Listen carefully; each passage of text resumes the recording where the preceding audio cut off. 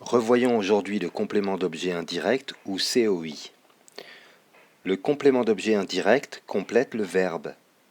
Il indique sur qui ou sur quoi porte l'action du verbe. Dans cette phrase, Émile s'occupe de ses poissons rouges. S'occupe est le verbe, Émile est le sujet, et de ses poissons rouges est le complément d'objet indirect ou COI. C'est sur les poissons rouges que s'exerce l'action du verbe. La plupart du temps, le COI est introduit par une préposition comme à avec accent grave ou de. Je téléphone à Albert. À Albert est le COI. Il m'a parlé de son voyage. De son voyage est également COI.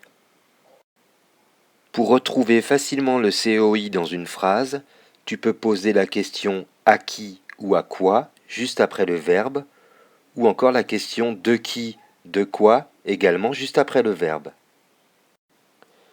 Je téléphone à qui? À Albert. À Albert est COI. Il m'a parlé de quoi? De son voyage. De son voyage est COI. Attention, ce n'est pas parce qu'il y a une préposition après le verbe qu'il y a forcément un COI.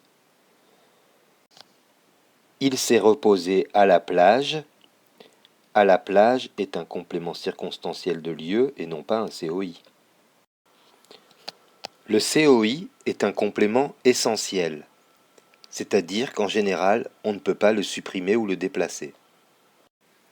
Albert me parle de ses vacances. Albert me parle de quoi? De ses vacances est le COI. Je ne peux pas le déplacer. Parfois, le COI accompagne un COD. Le maître enseigne quoi? La grammaire.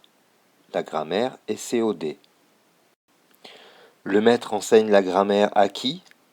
Aux élèves. Aux élèves est donc COI.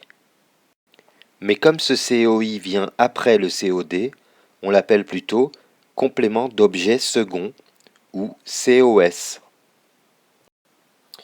Enfin, parfois on peut remplacer le COI qui se trouve après le verbe par un pronom personnel placé entre le sujet et le verbe.